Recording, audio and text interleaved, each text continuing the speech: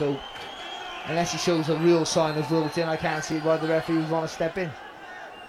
He's breathing heavily now, though, and as you say, not necessarily really badly hurt, just worn down, and well, you can see all there, can't you? Still gesturing to the right side of the body. That's where he was hurt in the first round. Yeah, that's it. They've got to call it. Okay, well, there we are. I think it's really delaying the inevitable to go any further for the Altunkaya. He's been brave, he's shown that he's durable, but it was emphatic and comprehensive for Shumenov, who won every second of every round from where we're sat. And I think there'll be frustration, but probably relief ultimately for Altunkaya, because he was well overmatched tonight. To be honest, for me, it was a sort of a tip. We're waiting for something, and that's going to be the topic of the video. Well, you already know if you see the title of the video. I'm TstreeT Controversy. This is TstreeT Controversy Live. I cover every single major fight live. And Beibut Shumenov has returned after a 26-month layoff. And where is it? This is what we're looking for right here. That WBA title. Let me explain to you. The WBA for the Cruiserweight division now has 4 champions. 4. Murat Gassiev is the super champion. Beibut Shumenov is the world champion. Denis Lebedev is the champion in recess. And this guy, Ersin Gulamarian, right here, is the WBA. Let's listen to what they have to say. And enough, certainly, in terms of bargaining power to tempt some of those names we've been discussing over the course of the show into a big showdown, perhaps here in Astana. Maybe he'll have to travel further afield. He's of course based in Las Vegas with his team. He was due to fight there last year. I'm sure he'd love to get back.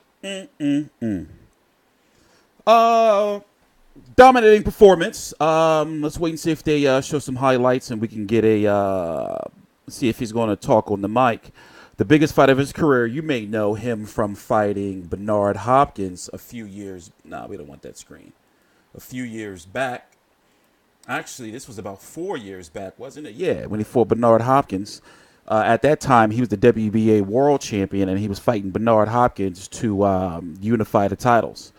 Then he took some time off, came back, 28 pounds heavier, and he started fighting at cruiserweight.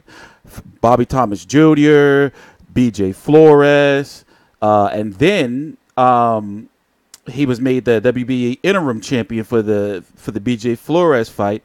Then he fought for the vacant WBA cruiserweight. Basically, this guy's in cahoots with the WBA. I'm trying to get why people still are not in an outrage with this organization when they promised us that they was going to be getting rid of this title 2 years ago. They even did a video. I would love to look the video up right now, but I really don't feel like doing it. Just look up, WBA World Title Tournament. It started with the heavyweights, and as you can see, Manuel Char is the WBA World Champion. I can't stand it. I can't stand it. And yet, people believe that the WBA was going to strip Anthony Joshua if he did not fight Alexander Povetkin. They got 4 titles. They got 4 titles. Now, this title of all titles, I can make a case. I can make a case for Denis Lebedev. But this title and the interim title, this one that Shumenov just won, should not exist. To not allow him to continue. Your winner by technical knockout, and now WBA World Cruiserweight Champion, Beibut Shumenov.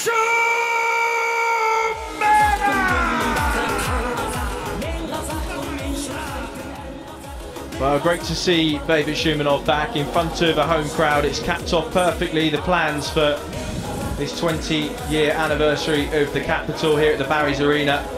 He is now the WBA World Cruiserweight regular champion, 14 days before that big unification clash between Alexander Usyk and Murat Gassiev in Russia. Barry and I here, to be accompanied. And we'll throw this back to you guys. They're not, in the there's not enough time for them to do an interview. I can tell by the time of the video. But yeah, this shit don't make no sense. For those of you who don't know, and people have been crucifying because I made some mistakes in the video. As you know, I do my videos live and uncut, no editing and all that.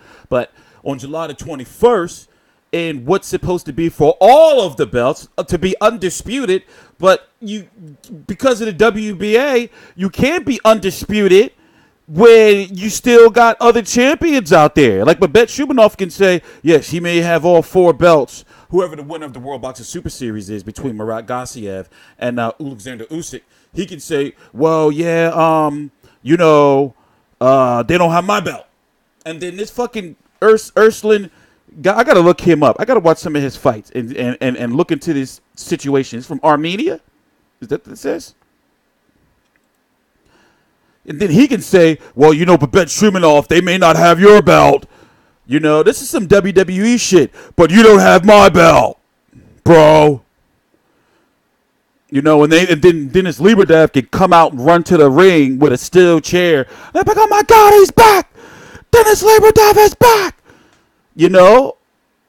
So basically, the winner of Gassiev and Usyk for the WBA Super World title, the IBF and the WBO are going to eventually have one of these guys, maybe 2 of them, as mandatory or whatever.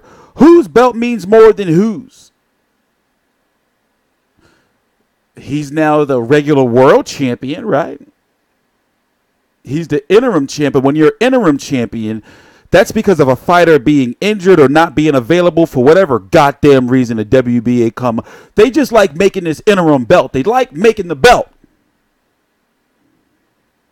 No disrespect to before I continue ranting, let's go look at the cruiserweight division and look at what could be next for new WBA world champion Beibut Shumenov of Kazakhstan. By the way, this fight was broadcast free on Boxcaster. In fact, what I'm going to do is I'm going to put a link right down below in the description box so you can go watch. Right now, it is 9:44 a.m. Eastern Standard Time. This card started about 3 or so hours ago.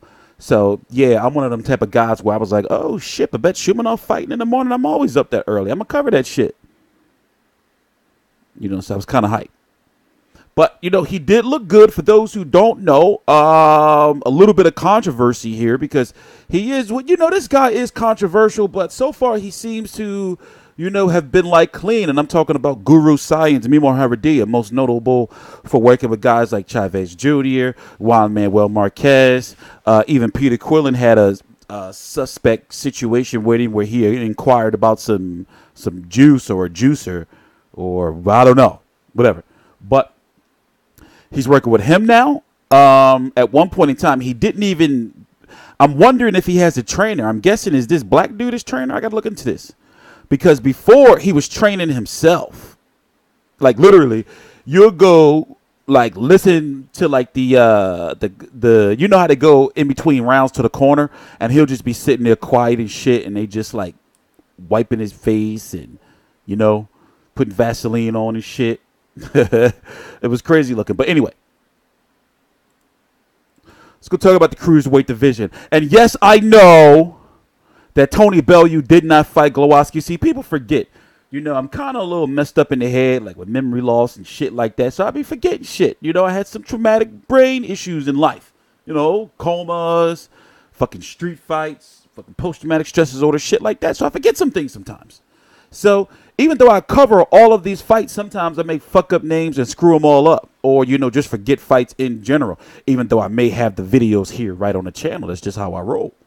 But anyway, WBC champion Alexander Usyk. WBA, Murat Gassiev. He's the WBA Super World, by the way. Beibut Shumenov is now the WBA World, and he's the WBA Interim. I got to put that, start putting those here, what these different shits mean. We're going to get to that. Murat Gassiev IBF and Alexander Usyk has the WBO. These guys are fighting in the World Boxing Super Series tournament. The finals on July the 21st in Moscow. Here in the United States, we do not have a deal just yet for it to be televised. I'm hoping that ESPN Plus picks it up, but it's not really looking, too likely right now. Maybe they'll stream it on the website. I don't know. Why is this like this? There we are. So we're still actually waiting, basically, for Groves versus Smith. But this is not a World Boxing Super Series video. So let's go back to Beibut Shumenov. In fact, let's go look at some highlights. This was a pretty mean body shot that he did right here in the first round. Put dude down. Where's it at? We got to watch the replay. And at this point, I already knew that dude just didn't stand a chance, against Beibut Shumenov. Looking at the records, not always, looking deep into their record and seeing who they come up against, that tells you about how good the fighter might potentially be. Watch how he go back to the corner. Watch how he go back to the corner. Look at his face. Beibut Shumenov, a welcome homecoming. I like Shumenov. I think Now they're saying he probably broke. This is probably where he got his rib broke, because I remember at the beginning of the video or at the end of the fight when he retired on a stool between rounds. What was that, 8 or 9 or 9 or 10? I forgot. His trainer was like, "Yeah, we're calling it off. His rib is broken." I think he's good. He's effective without being sensationally, crowd pleasing, and he goes about his work methodically, and he picks his punches quite. Look at that anguish.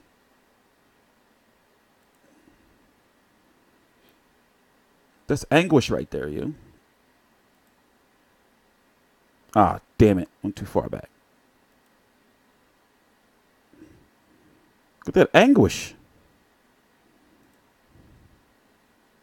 Without being sensationally, crowd pleasing, and he goes about his work methodically, and he picks his punches quite well.